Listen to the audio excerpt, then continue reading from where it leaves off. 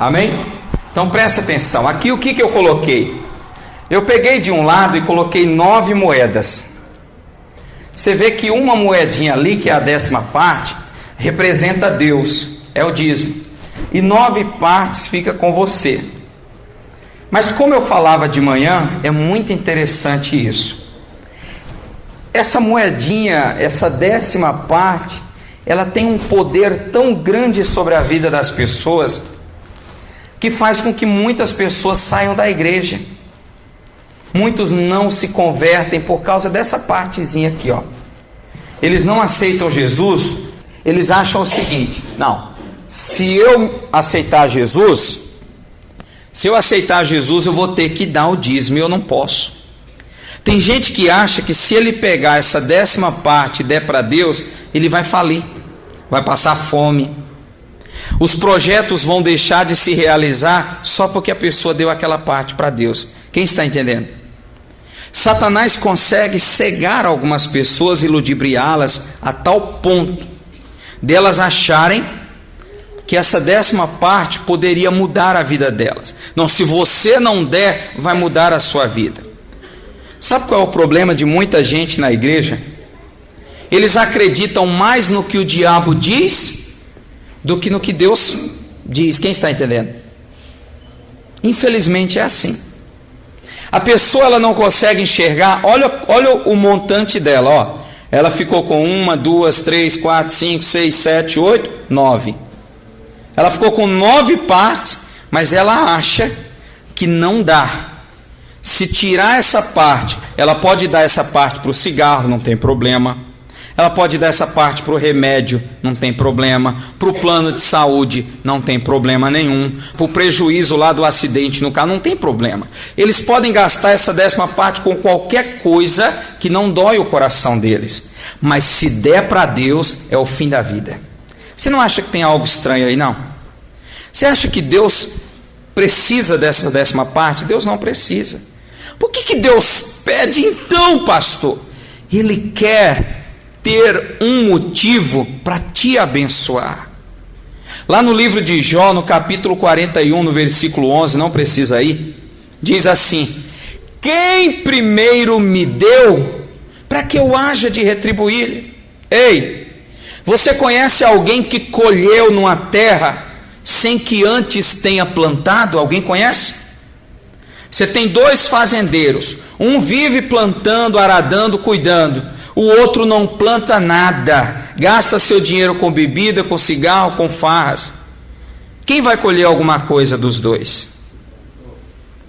Eu não entendo como que essa 10ª parte consegue paralisar tanta gente na igreja. Tanta gente. E eu vou dizer uma coisa para vocês, mas para não ficar na minha palavra, abre aí Malaquias capítulo 3. Onde fica, pastor? O primeiro livro da Bíblia é Mateus.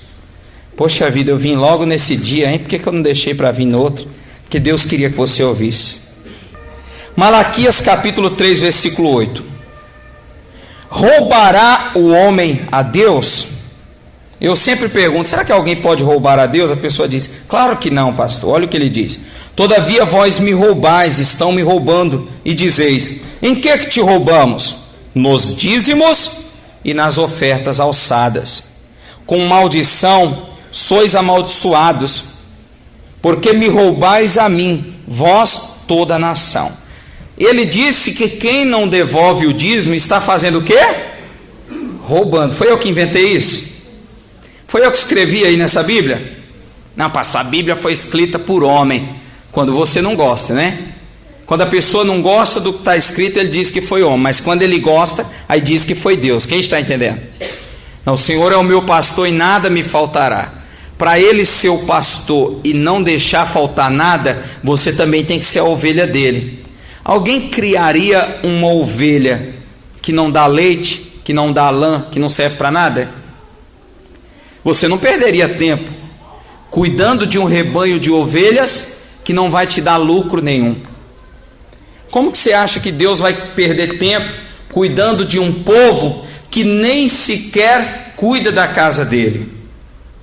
Você conhece filhos, ei, ouça com atenção, você conhece filhos que trabalham que ganham dinheiro, mora na mesma casa com o pai e a mãe e não ajudam o pai e a mãe? Você já viu o caso?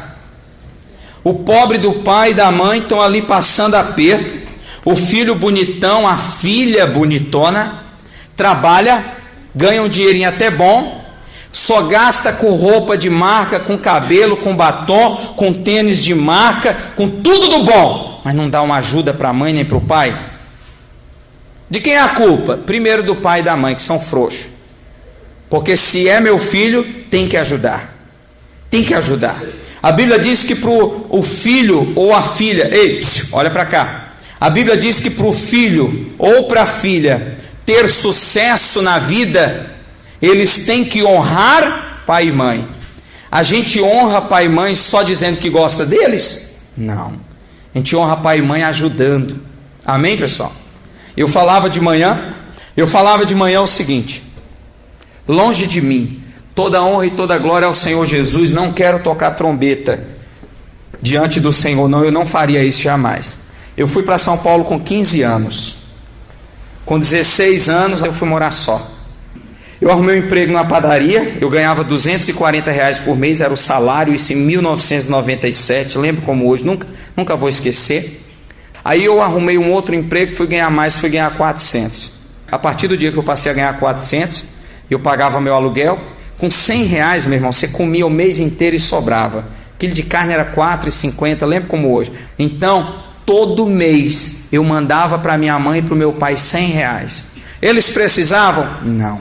Mas eu sabia que se eu ajudasse meu pai e minha mãe, Deus ia me ajudar. Ensina o teu filho a te honrar. Quando o teu filho arrumar um emprego, meu filho está ganhando quanto? Um salário? Dá cá 200.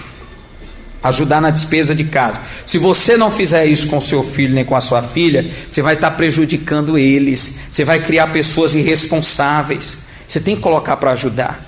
Por que o senhor está falando isso? O mesmo acontece na casa de Deus.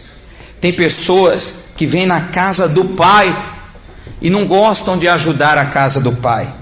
Gastam com seus vícios, gastam com seus prazeres, gastam com seus luxos, não tem pena de dar 2.000 numa TV, R$1.000 numa lavadora de roupas, não tem pena de gastar com roupa, de fazer festas, mas quando é para ajudar a casa de Deus, o coração fecha.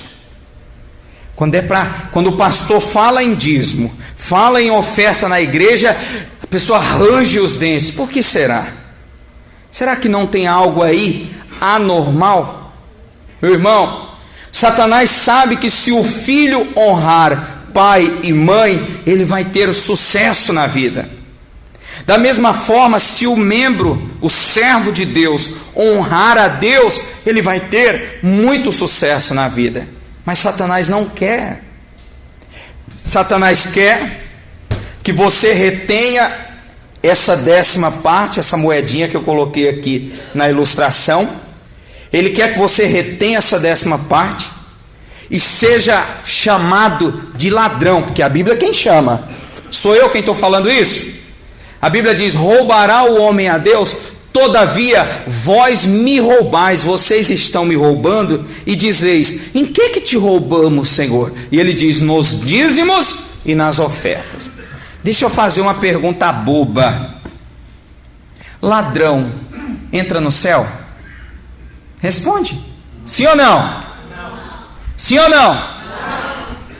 Ladrão pode tomar santa ceia? Sim ou não? Não, bem alto para sair na gravação. Sim ou não? Não fui eu quem falei. Ele diz que quem não dá o dízimo está roubando. Pensa comigo. Ei, eu não estou apontando o dedo nem condenando, eu estou ensinando. É para o seu bem. É para você poder ter um compromisso com Deus, para que as janelas do céu se abram. Eu fiz no Photoshop, peguei uma imagem de um céu e coloquei assim, não sei se alguém viu no meu Face. Eu coloquei assim: as janelas dos céus estão abertas para o dizimista fiel e fechadas para o infiel. Estou mentindo? Onde é que está escrito isso? Vamos ler. Versículo de número 10. Trazei todos os dízimos à casa do tesouro, para que haja mantimento na minha casa. E depois fazei prova de mim, diz o Senhor dos Exércitos, se eu não vos abrir as janelas do céu e não derramar sobre vós uma bênção tal, que dela vos advém a maior abastança.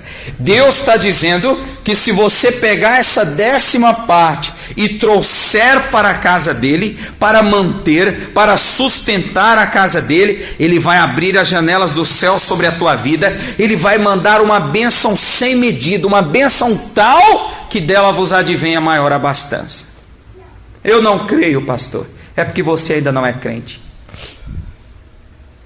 Por que Satanás consegue enganar? Por que as pessoas conseguem ouvir Satanás, mas não ouvem a palavra de Deus? Por que é tão difícil obedecer a Deus? Será, meu Deus? Será que as 9 moedas que ficou comigo, as 9 partes, não podem mudar a minha vida? Será que só essa 10ª vai fazer a diferença? Reflita nisso. Ei, eu não estou pregando isso aqui porque a igreja está precisando, não. Se eu disser que essa igreja está passando aperto, eu sou um mentiroso sem vergonha. Essa igreja nunca prosperou tanto na história dela. Nunca, nunca. Essa igreja aqui está uma bênção de primeira, não tenho o que reclamar. Eu sou o pastor mais feliz do mundo. Eu creio que 70% a 80%, mas para não mentir vou falar 70% dessa igreja é dizimista. Glória a Deus. Só que esses 70% estão debaixo da bênção, e os 30% que não dizimam estão sem a bênção. Eu queria que fossem todos. Pastor, o senhor está falando isso porque o senhor quer dinheiro para o senhor. A Bíblia Sagrada diz assim: maldito seja o enganador, se eu estiver enganando vocês, pregando para meu benefício, para minha riqueza, que eu seja maldito, meu irmão. Mas Deus sabe do meu coração. Eu quero é que vocês tenham a bênção. Eu quero que amanhã vocês possam dizer assim: olha, está vendo isso aqui que eu conquistei? Isso aqui foi Deus, foi a minha fidelidade a Deus. Deus abriu as janelas dos céus e me prosperou. Eu só queria que abrissem o coração. Então, pega a sua Bíblia e abre em Mateus, capítulo de número 23. Pastor, mas eu já sou. Louvado seja o nome do Senhor. Aprende aí. Pastor, eu ainda não sou. Então ouça estas palavras. Versículo 23 também, capítulo 23, versículo 23, diz assim: ai de vós, escribas e fariseus, hipócritas. Pastor, o que significa hipócrita? Ator. Hipócrita é uma palavra grega que significa ator. O que é um ator? Alguém que dubla, que finge ser algo que não é. Amém? Esses fariseus e esses escribas, eles eram atores, mostravam ser uma coisa que não eram, mostravam ter uma santidade que não tinham. Está cheio de pessoas assim. Quem eram os escribas? Os escribas eram os que escreviam a história. Tudo que acontecia, eles iam escrevendo a história para ficar guardada para nós. A Bíblia foi escrita por escribas. Tá? Homens de Deus, em alguns lugares escribas. E o que são fariseus? Fariseus eram os doutores da lei, aqueles que estudavam as palavras para ensinar para o povo, os teólogos de hoje. Eles tinham por obrigação guardar estas palavras, mas não guardavam, eram atores. E Jesus diz: ai de vós, escribas e fariseus hipócritas, porque dais o dízimo da hortelã, do endro e do cominho, e desprezais o mais importante da lei, o juízo, a misericórdia e a fé. Deveis, porém, fazer estas coisas e não omitir aquelas. Amém, pessoal? Então, o que eu aprendo aqui? Eu aprendo aqui o seguinte: Jesus disse que eles estavam dando o dízimo, mas estavam desprezando o mais importante da lei, o juízo, a misericórdia e a fé. Você sabe o que eu aprendo aqui? Não adianta também só dar o dízimo. Esses escribas e fariseus, eles eram corretos na parte financeira, mas na hora de exercer juízo, na hora de exercer misericórdia, na hora de exercer a fé, eles não faziam. E aí eu aprendo mais com você aqui. O que é juízo, pastor? Juízo se assemelha à responsabilidade. É o ato de fazer a coisa certa no momento certo, comportar-se como pessoa digna e ser capaz de seguir regras com seriedade e respeito ao próximo, ser digno de confiança. Eles não faziam isso. Aqueles escribas e fariseus, eles não faziam nada disso. Apesar de dar o dízimo, porque tem gente na igreja que acha que porque deu o dízimo, acha que porque deu oferta agora vai para o céu. Não, você tem que guardar toda a palavra, amém? Toda a palavra. Não adianta praticar um e deixar o outro. Os fariseus eram assim, não, é obrigado a dar o dízimo, é obrigado a dar a oferta. Mas quando se referia ao juízo, à misericórdia e à fé, eles não praticavam. O que é misericórdia, pastor? Misericórdia é um sentimento de compaixão despertado pela desgraça ou pela miséria alheia. A expressão misericórdia tem origem latina, no latim. É formada pela junção de miserere, ter compaixão, e cordis, coração, ter compaixão do coração. Significa ter capacidade de sentir aquilo que a outra pessoa sente, aproximar seus sentimentos dos sentimentos de alguém, ser solidário com as pessoas. Tudo isso eu tiro do dicionário. Eles não tinham isso. Dava dízimo, dava oferta, mas na hora de ter compaixão das pessoas, não dava. E tem gente na igreja assim. Dá dízimo e oferta, mas não tem compaixão de um sofredor lá no bairro onde mora. Não tem compaixão de um parente que está sofrendo. Tem compaixão às vezes nem da mãe, nem do pai, nem do irmão, nem da irmã. Então só dar o dízimo e a oferta não é o suficiente. Parece que agora eu estou pregando contra. Não, eu quero dizer que você tem que fazer essas, como Jesus diz, e não omitir aquelas. Amém, pessoal? Então, fé, que é o próximo, é fácil, está lá no livro de Hebreus 11. Ora, a fé é o firme fundamento das coisas que se esperam, a convicção de fatos que não se veem. Então, tem pessoas que apesar de dizimar e ofertar, elas não têm fé, não acreditam em nada, não espera nada, não crê que Deus possa abençoar. Então nós temos que fazer um e não omitir a outra, amém? Dentro das igrejas existem 3 tipos de pessoas relacionadas a esse assunto. Primeiro tipo, as que dão o dízimo, mas não praticam os 3 mandamentos mais importantes da lei. Segundo tipo, as que praticam os 3 mandamentos, mas não dão o dízimo. Tem gente que é assim. Compaixão tem até demais, juízo até demais, fé até demais, mas na hora de dizimar e ofertar não consegue. Ama mais o dinheiro do que a Deus. Ama mais ao dinheiro. E aí eu aprendo, tem o terceiro tipo de pessoas. As que não praticam nenhum, nem outro. Nem tem misericórdia, nem juízo, nem fé. E nem também dá dízimo nem oferta. Tanto faz, vai na igreja para passar o tempo. Eu vou na igreja quando dá certo.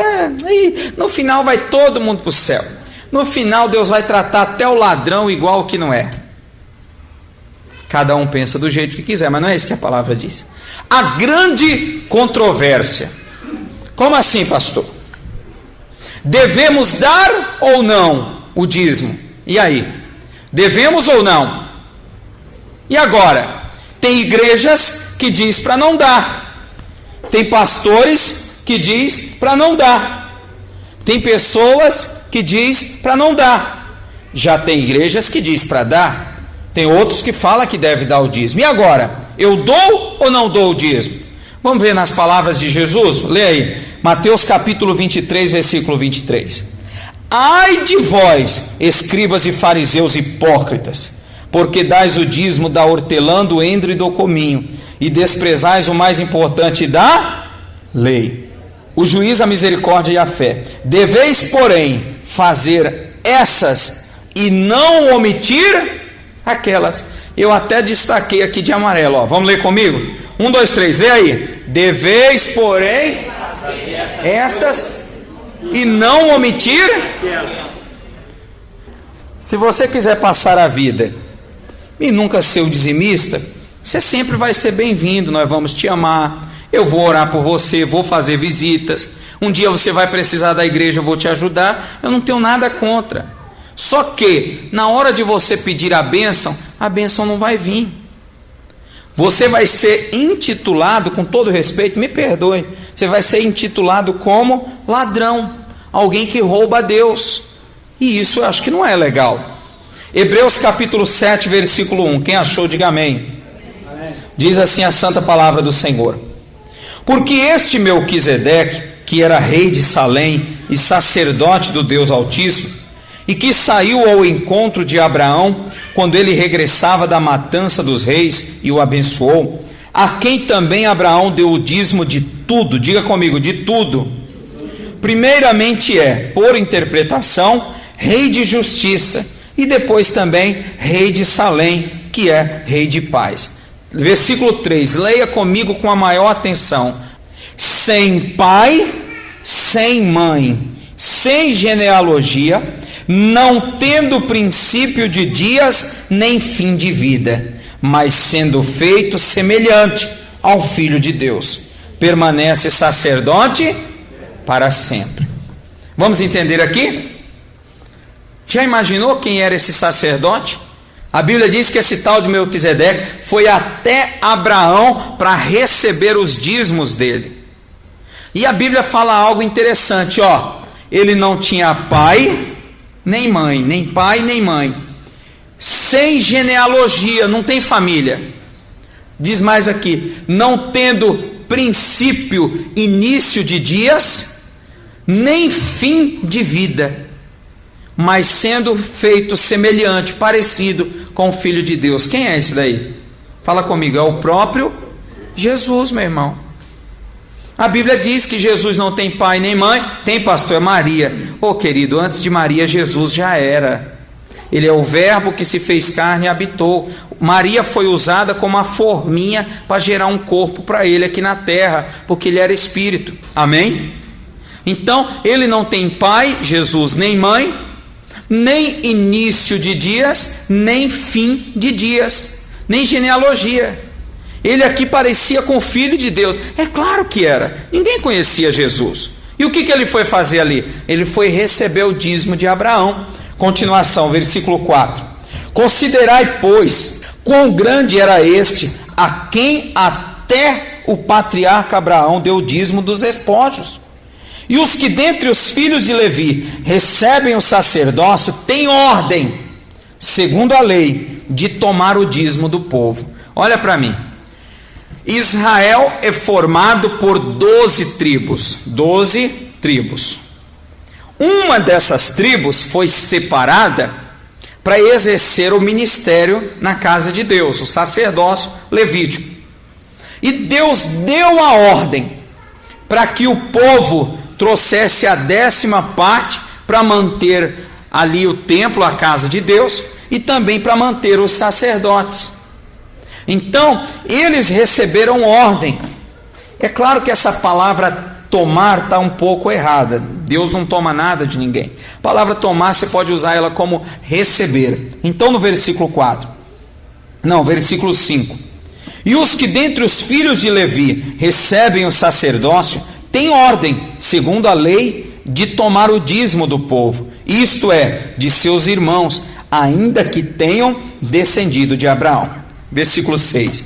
Mas aquele cuja genealogia não é contada entre eles, tomou dízimos de Abraão e abençoou o que tinha as promessas. 7. Ora, sem contradição alguma, o menor é abençoado pelo maior. 8. E aqui, certamente, tomam dízimos homens que morrem. Ali, porém, aquele de quem se testifica que vive eternamente. Queridos, hoje, quem recebe o seu dízimo e a sua oferta é um homem carnal, que morre. Eu vou morrer um dia. Mas naquele dia quem recebeu foi aquele de quem a Bíblia testifica que vive eternamente. O próprio Jesus recebeu. Queridos, você acha que Deus ia colocar um camarada na casa dele para receber os dízimos do povo, e esse camarada não vai prestar conta com Deus? Ai de mim, pessoal. Tem pastor que parece que está louco, brincando com os dízimos e as ofertas do povo. Tem muita coisa louca. Tem gente por aí abrindo igreja, mas não é para cuidar de ovelha não, é para colher a lã e o leite das ovelhas. Quem está entendendo? A lã e o leite é o dízimo e a oferta. Está cheio de gente aí abrindo igreja, eles querem ter ofertinha e dízimos para si, mas vão dar conta a Deus? Vão. Eu tenho orgulho da Igreja da Graça. Aqui na Igreja da Graça, os dízimos e ofertas pagam aluguel, água, luz e IPTU, vem a ajuda do pastor, que o pastor não come do céu, e o restante a gente envia para a conta da igreja, e o missionário paga o show da fé, paga os programas de rádio, programas em outras emissoras de televisão. Meu irmão, o seu dízimo, a sua oferta está sendo usado para ganhar almas para o reino dos céus. Você vai ter uma colheita? Vai. A Bíblia diz que nós estamos construindo um tesouro nos céus, onde a traça e a ferrugem não corrói, e onde os ladrões não escavam nem roubam. Continuação aí. Veja que este Melquisedeque, que era semelhante ao Filho de Deus, em nenhum momento disse para Abraão que não era necessário dar o dízimo. Está cheio de pastor bobinho por aí, com medo de perder ovelhas, que diz que não precisa dar dízimo. Não precisa dar dízimo, mas tem lá umas 1000 ofertas para a pessoa dar. Uma irmãzinha chegou para mim e falou, já falei isso aqui várias vezes: ô pastor, eu gosto muito de ir numa igrejinha que tem do lado da minha casa, porque lá não pede dízimo nem oferta, pastor, e aqui na Igreja da Graça vocês pedem. Aí eu perguntei assim: lá paga aluguel? Não, lá na garagem da casa do pastor, embaixo da casa dele tem uma, não é uma garagem bem, mas tem um cômodo bem grande embaixo, e lá é a igreja. Tá bom. Lá tem programa de rádio? A igreja tem programa de rádio? Não, tem não. A igreja tem programa de televisão? Não, tem não. Vocês têm pelo menos panfleto para evangelizar? Não, tem não. Então para que ele quer dízimo e oferta? Dízimo e oferta é para fazer a obra de Deus. Não é para encher bolso de pastor. Quem está entendendo? Eu disse, só que aqui na Igreja da Graça, querida, nós temos muitas despesas.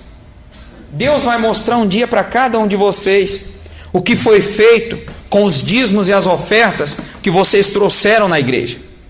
E se algum pastor foi usado aqui nesse altar ou em qualquer outro altar como enganador, ele vai se dar mal. E vai prestar contas com o dono desta obra, que é o missionário R.R. Soares. Amém? Amém não, estão tudo errado. O missionário não é dono dessa igreja. O dono dessa igreja é Jesus Cristo de Nazaré. O missionário é um embaixador de Deus aqui na igreja. Ele é o superintendente dessa obra. Ele não é dono da igreja. Amém, pessoal? Quem é o dono da igreja? Se Deus não concordasse com isso, com o que, pastor? Com o dízimo? Se Deus não concordasse com isso, ele teria dito apenas: não, eu não vim buscar o dízimo. Você não precisa dar o dízimo. Deus não precisa disso. Eu vim apenas para te abençoar. Quando Melquisedeque foi lá até Abraão, ele não pediu dízimo para Abraão. Ele foi para abençoá-lo. Mas Abraão, de coração, pegou e disse: não, eu decido dar a Deus a 10ª de tudo que eu ganhei. Quando ele foi até Abraão, Abraão pegou a 10ª e deu para ele. Em nenhum momento ele disse: não, Deus não precisa disso. Se não fosse necessário dizimar, ele teria dito: não, fica com o que é seu, não precisa dar não. Tem muita gente perdendo a bênção. Ei, Deus não precisa. Aquela moedinha que você dá, aquela 10ª, não muda a vida de Deus, mas pode mudar a sua, porque Deus vai te retribuir e vai te abençoar. Amém, pessoal? Veja que mesmo Melquisedeque não tendo sequer uma igreja para investir o dízimo, mesmo assim ele o recebeu. Por quê? Porque ao dar para Deus o dízimo, Abraão receberia multiplicadamente das mãos de Deus, muito mais do que ele havia dado. Queridos, no fundo, Deus só quer nos abençoar. No fundo, Deus só quer nos fazer bem. Esse é o grande medo de Satanás. Ele sabe que se você dizimar, Deus ficará obrigado a cumprir as promessas que Ele mesmo fez, de abrir as janelas do céu e derramar sobre o dizimista bênçãos sem medidas. O diabo sabe, queridos, que se você dizimar, Deus agora, Ele fica obrigado, a palavra é essa, fica obrigado a cumprir o que Ele prometeu, porque Deus é um Deus de palavra, amém? O diabo, ele é muito esperto, ouça com atenção. O diabo conhece essa palavra aqui mais do que eu e você juntos. Ele pegou um princípio da palavra e ensinou para os servos dele. E os servos de Satanás estão praticando esse princípio e estão sendo abençoados. Você acredita? Que princípio? Tem um versículo na palavra que diz assim, ó: quem dá aos pobres, completa. O quê? Já passou o efeito do almoço? Vocês estavam tão animados? Fala aí, diga: empresta. Quem dá aos pobres empresta a Deus. Está escrito, tá? Satanás pegou isso e ensinou para eles. E eles praticam? Sim. É a maior doutrina do espiritismo. Qual é? A caridade. Ajudar os pobres. Por que eles fazem? Porque se eles ajudar os pobres, não é Satanás quem vai abençoá-los, é o próprio Deus, e eles creem que é Deus. Mas como que Deus faz isso? Deus, Ele não tem compromisso nem comigo, nem com vocês. Deus tem compromisso com a palavra dEle. Qualquer pessoa aí fora que começar a praticar essa palavra, será abençoado? Sim, qualquer pessoa que começar a praticar a palavra, vai ser abençoado. Eles lá fora praticam. E na igreja eu fico com pena, porque tem pessoas que já poderiam estar voando nas asas de Deus, sendo abençoados, mas estão com a vida presa, amarrada, prejuízo daqui, vive dizendo: Deus, eu não posso te honrar. Como é que pode, hein? Como é que pode aquela 10ª parte, essa moedinha tão pequena, mexer tanto com o coração das pessoas? Você sabia que se não existisse dízimo nem oferta, a igreja estaria lotada? Estaria. O que tem de pessoas: eu não vou naquela igreja não, o pastor fica pedindo dízimo. Queridos, o que é melhor? 9 partes com a bênção de Deus, ou 10 partes sem a bênção? Para e pensa. É para o seu próprio bem, amém?